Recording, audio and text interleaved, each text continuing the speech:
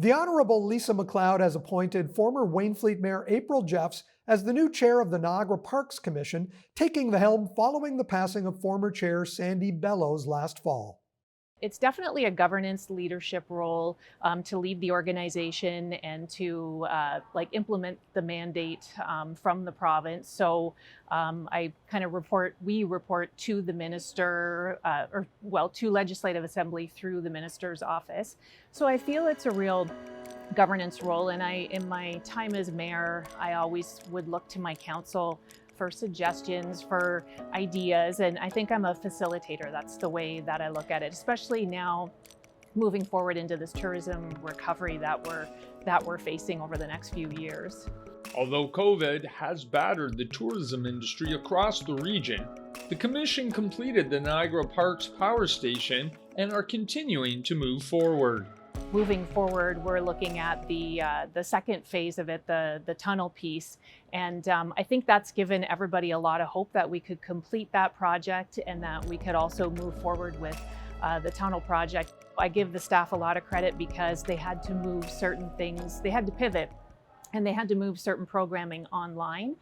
So continuing with that, building on that until we can, safely open up completely here in Niagara Falls. Having worked in the hospitality industry for years, the new chair realizes the importance of reopening safely. So many people have been laid off. There's so much uncertainty. So I think it's the plan of the province, the economic recovery, the parks being the economic driver for tourism in Niagara. So and I think the community partnerships and relationships that we have with the Indigenous community and some of our other stakeholders is really, really important to move all that along and like I say, get to that safe reopening.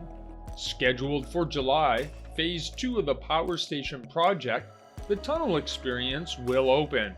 The parks also has plans for 2 other decommissioned power stations. Well, I think the opening of the tunnel project is going to be huge. Again, there's so much excitement. And then we've also been looking to see what we can do with the 2 power stations, Toronto Power and Ontario Power, to see if we have any interest from the outside about potentially doing something with those. And when we made that announcement that we were looking to do something with both those power stations, we had a lot of great feedback from the community, a lot of great excitement. So it goes back to that hope, I think, that we are going to get through this. We are going to come back up. It's just going to take some time.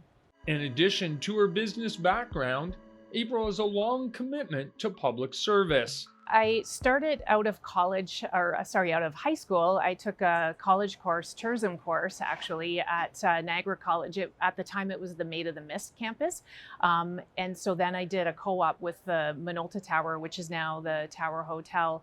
And from there, I worked at the Days Inn overlooking the falls, which is now the Hilton. I worked in Niagara on the lake briefly in the hotel industry. And then from there, that kind of fueled my passion for photography. So I started my photography business, which was namely wedding photography. And then from there, I did a complete about-face into politics. And that's when I ran successfully for mayor of Wainfleet. And that's been, so important to learning leadership and governance. But my first passion was tourism, and a lot of people don't realize that. So this has been a great opportunity over the last few days to kind of share that with people. That's where I started in many years ago, 30 years ago in my work career. In Niagara Falls, you're watching The Source.